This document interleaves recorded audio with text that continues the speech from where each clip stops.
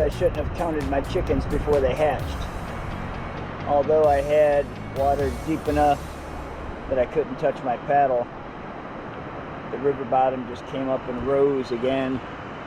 You could see the shelf going right across there. And looking ahead, I probably still have, I don't know, half a mile or so of the same looking stuff. So, yeah, it looks like it's going to be a long morning. So my pace is slowed to under 2.5 miles an hour. Eco count is up to 6 though. Walking in this water, I gotta be really careful. Make sure I got good footing. If I sprained an ankle out here by myself, even though I'm not in the backwoods of Alaska, it would take quite an effort to get to some kind of assistance. And if you've ever sprained your ankle, you know how horrible that is. It isn't like you can just limp along it. And if it had any decent flow to it, or if it was any higher, I could easily get my foot stuck. Foot entrapment is a big danger.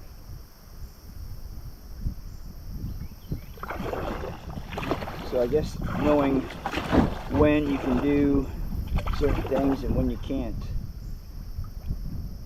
saves you from a lot of hardships.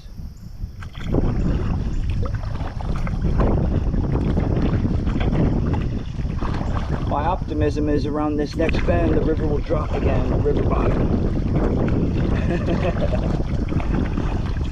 That's a good thing about the bends, it gives you optimism. You're looking in a long straight line of a bunch of rocks sticking up out of the river. Could be quite stunning to your morale. It is just beautiful to be out there though. It's a real pretty setting. The biggest difference with this setting and the Scioto is that the trees in the riparian zone come right down to the water's edge. It was a lot more gravel bars on the Scioto.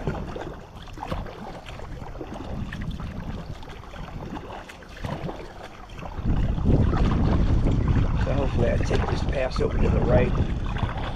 This is an S curve coming up.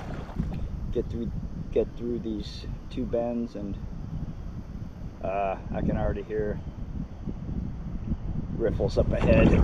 Yeah. So I'll be out and walking again really soon. It'll probably take me 10 minutes to get up there though. Joy. Huh. So there's a boat launch over there. Hopefully that's an indication that the river bottom is getting ready to drop. I just pulled through, oh wow, no, probably close to a half mile. Oh my gosh, that was a fish that just tried to jump in my boat. He only missed by a little bit. Startled me. That'd have been funny if it would actually landed in the cockpit. Could have put him on the camera and been in a movie. Wow, there's another one.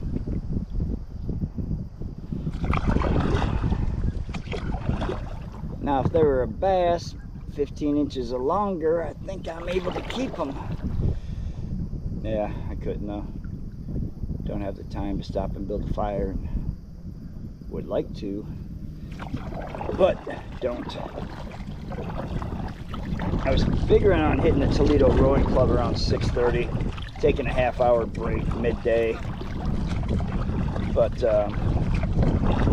see how the paddling goes. If I get there at 7:30, if I get there at 8 o'clock, whatever. I don't really care. I'm not going to destroy myself like yesterday.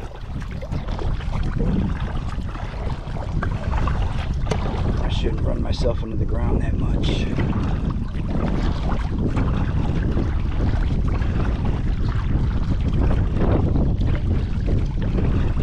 too risky. Hey, look at this. I've got 3.5 feet of water. Awesome. I don't see any rocks ahead, so I think I might have water for a while. I have to pull out the rowdy and check the mileage and the pace. See if I can't pull it back up to 3 miles an hour. That's where I like to pace my distance at.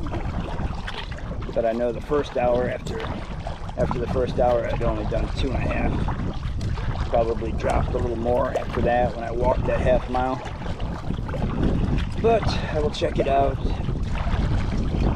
make a moderate adjustment. I don't have to jump to 4 miles an hour instantly to try to bring it up. I can just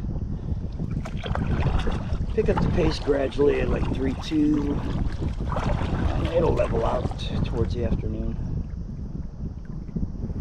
So this is at 26 1/3, I think, miles on the Maumee trail, and I'm not sure exactly where.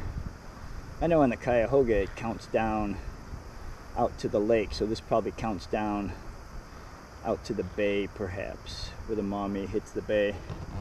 But I've been walking for like a half hour. The river bottom came up again, and around that next bend I can't see any more tufts up in the middle of the river, and I'm hoping that it drops down again. But if not, then I'm going to make some serious consideration on just scrapping this for another day and watching the gauges.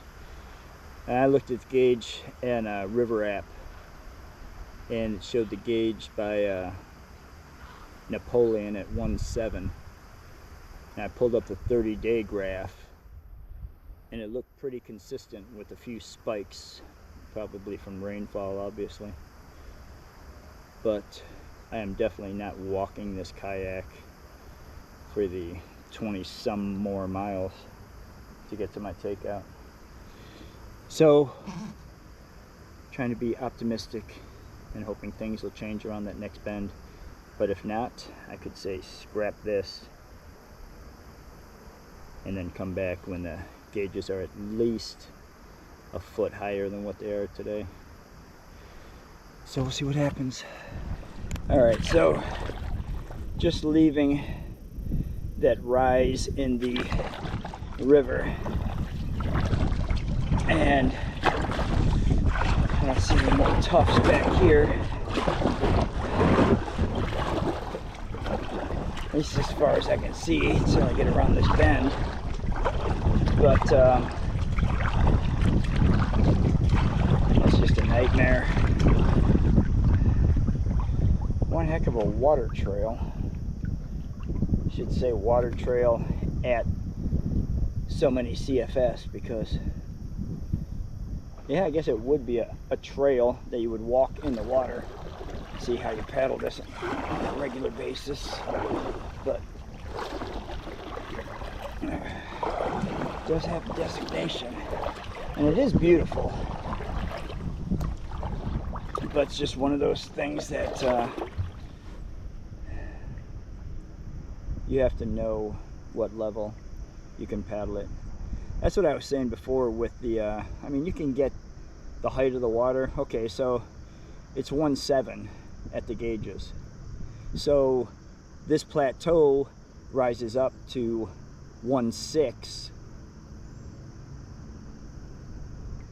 Without those two numbers together, you really don't know when to paddle. Eagle count is up to, I think it's up to 8. No, it's up to 9. So, I lost so much time. I was like 6 miles, but 2.5 hours in or something like that.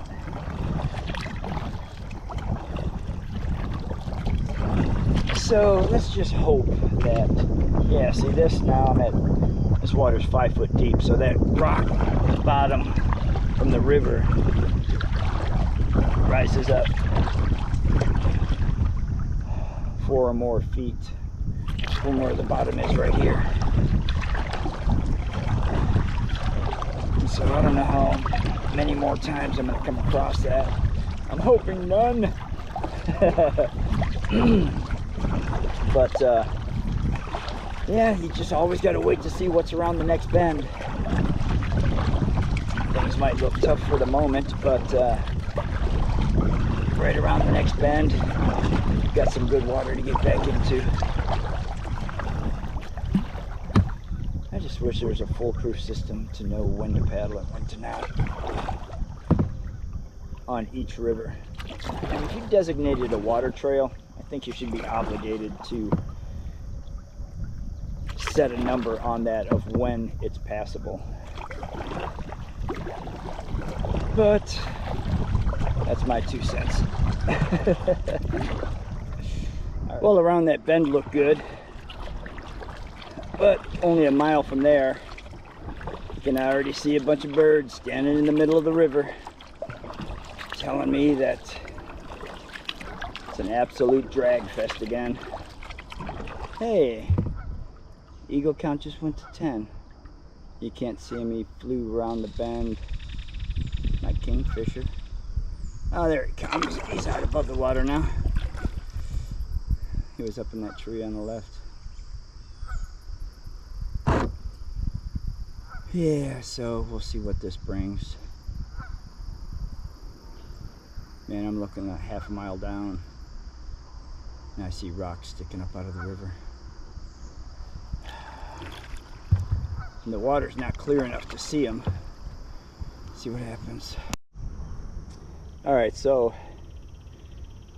right at that bend back there is when I started dragging. Probably at least a half mile.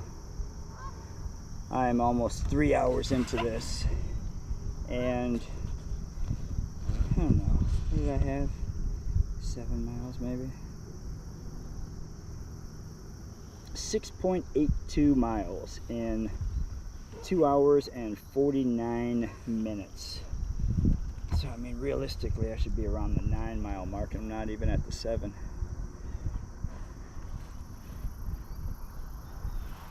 I'm going to see how this goes, see how the river rises.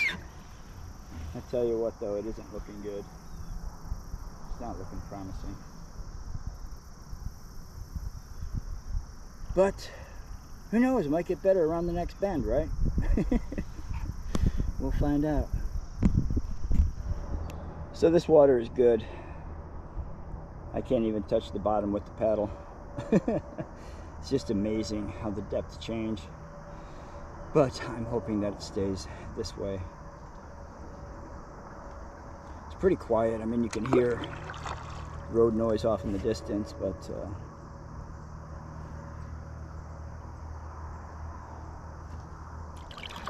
still a nice setting.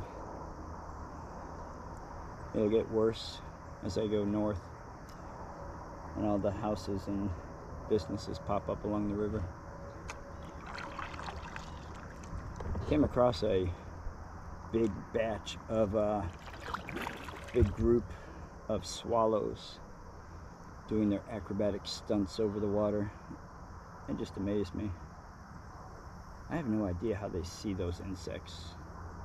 I mean, I'd see them dart down towards the water, stop a couple inches above, circle back around. I don't know if they picked an insect up right there in midair and changed trajectory to go find another one, or what the deal was, but pretty amazing. So while I've got water, I guess I should try to make the most of it.